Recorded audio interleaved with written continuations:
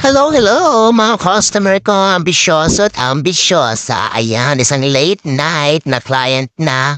Ay kasi nakauwi na talaga ako, tapos bumalik na ako para sa kanya. Very VIP ang dating yan, diba?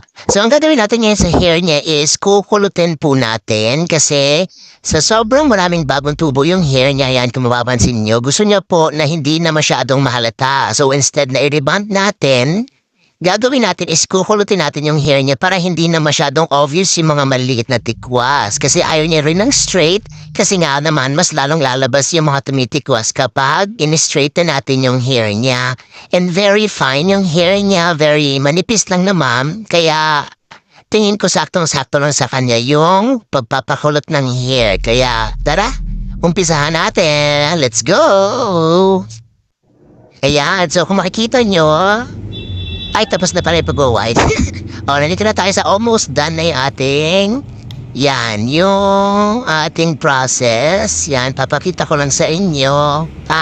Diba? Tingnan na itsura ng mga traditional curl, lalo nakapagluto na, guys.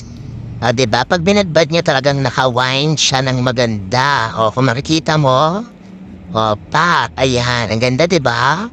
So, hindi pa yan kasi mamaya pag winash natin, mas lalo pang bubuka or magli-loosen up ng konti yung mga curls na nandyan sa hair niya. So, mas lalaki pa ng konti yung wave ng hair niya. So, tignan natin.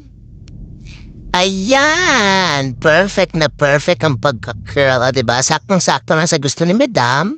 Medium curls na ang ginawa natin sa kanya. Ayan, diba?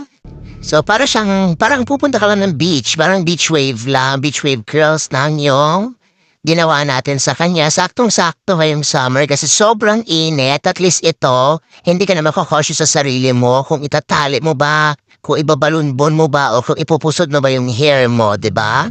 Eto, kahit hindi mo nasuklayin, kahit kamay-kamayin mo lang pagbasa, goods na ito. Always on the go ka sa ganitong klase ng hair. O, diba? Pwede ito sa mga init na yung gustong laging nakapusod. At least ito, pag binagsak nyo yung hair nyo, maganda pa rin. Kaya ano pang inaantay nyo mga suke? Sugod na!